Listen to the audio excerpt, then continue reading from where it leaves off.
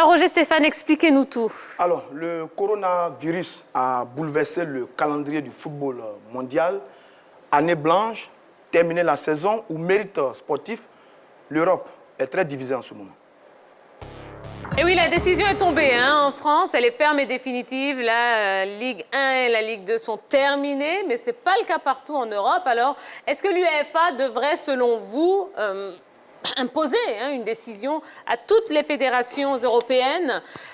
Vous répondez sur la page Facebook de l'A3, également en plateau. Donc, selon vous, pour la fin de la saison, l'UEFA doit-elle imposer une décision à toutes les fédérations européennes? Oui ou non?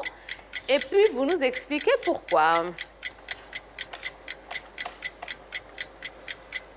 On y va. On lève les ardoises. Donc, tout le monde dit oui, sauf Roger Stéphane. Alors, Pete Bacardi, pourquoi oui? Je pense qu'on vit une situation qui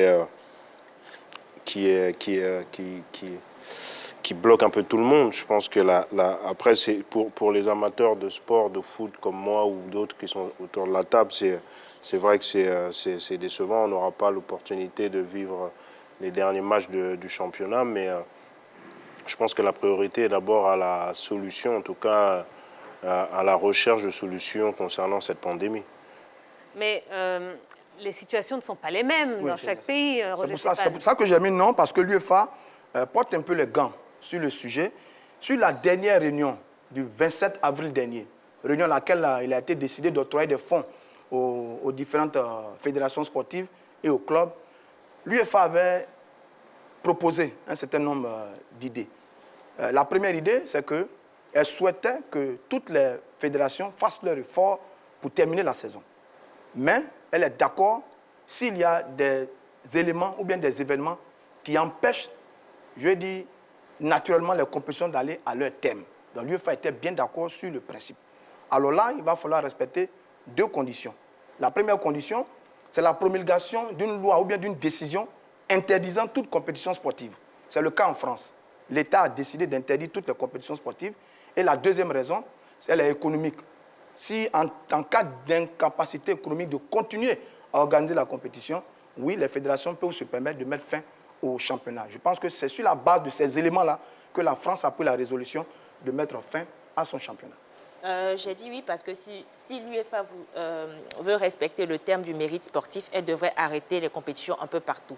Parce que la saison ne va pas s'arrêter, par exemple, en France et continuer en Allemagne avec la Bundesliga ou en Italie et tout. Ça va créer un désordre. Donc, si l'UEFA voudrait se conformer véritablement, réellement à son terme du mérite sportif, je pense qu'elle devrait arrêter toutes les compétitions pour ne pas empiéter aussi sur la saison de 2020-2021 qui sera suivie par l'Euro qui a été aussi reporté pour juin et juillet 2021. Mais je veux dire, en la matière, l'UEFA n'oblige personne. Elle tient compte des schémas et des réalités en fonction des différentes nations et en fonction des différentes fédérations. Parce que d'ailleurs, dans sa logique, on peut encore attendre le mois de juin et même ce mois de mai pour voir comment la situation va évoluer. Parce que toutes les fédérations-là, en Italie, en Allemagne, projettent de reprendre la compétition. Oui, si c'est possible. Mais s'il y a l'autorité interdit les compétitions ou s'il y a un obstacle économique, l'UEFA comprendrait qu'il y a un arrêt prématuré au niveau des compétitions. Alors, Pete Bacardi, vous soutenez quelle équipe? PSG. Le PSG? Ouais. Bon, donc ça va, vous êtes content finalement, ça vous arrange bien? On est champion.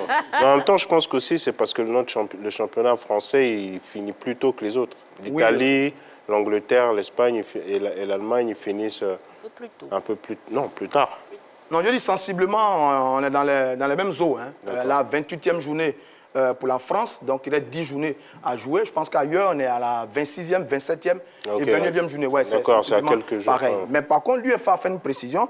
Je dis, en cas d'interruption de la compétition, les fédérations sont obligées de donner les noms des clubs qui vont représenter les pays pour la saison 2020-2021 en tenant compte du mérite sportif sur la saison 2019-2020. Donc, c'est vous dire que l'UEFA a pris ses dispositions, elle a pris les taureaux par les cornes, et donc, logiquement, c'est à chaque fédération de décider, et la France a pris sa décision. Elle a pris les taureaux par les cornes. Ah, là, on en a pris plusieurs, en fait. Hein, des taureaux par les cornes. D'accord. Elle a pris le taureau voilà. par les cornes. Voilà.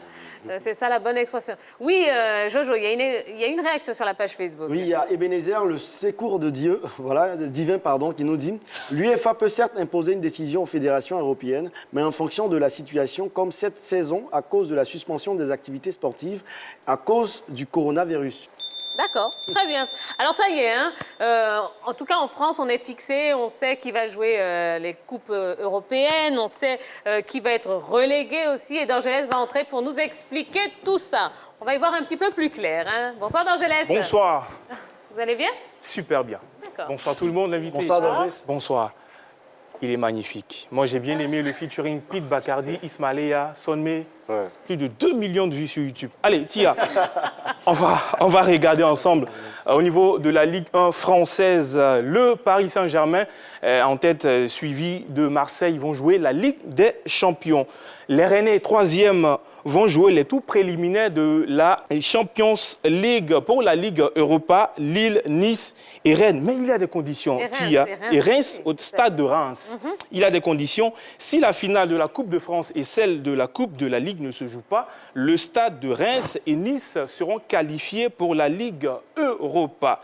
Si la finale de la Coupe de France et celle de la Coupe de la Ligue se jouent, et en cas de défaite de Paris dans ces deux finales, c'est l'AS Saint-Étienne et Lyon qui seront qualifiés pour la Ligue Europa. On va continuer pour voir que Amiens, bien sûr, sera relégué avec le club de Max-Alain Gradel Toulouse. Les promus, Lorient et Lens, bien sûr, vont remplacer ces deux clubs. Pour terminer, Tia, Nakupenda. Soyez Bon, c'est gentil. Je l'accepte comme ça, c'est pas grave. Moi, je suis contente pour... Moi, je suis contente pour Lens. Ça me fait plaisir de voir Lens remonter en Ligue 1. Ben oui, parce que moi, je me rappelle quand même la grande époque. Il y a eu une belle époque de cette équipe, de ce club de Lens. Moi, ça fait plaisir. je suis curieux de voir ce que les Marseillais vont faire. C'était leur seul moyen d'accéder à la Champions League. Oh, arrêtez.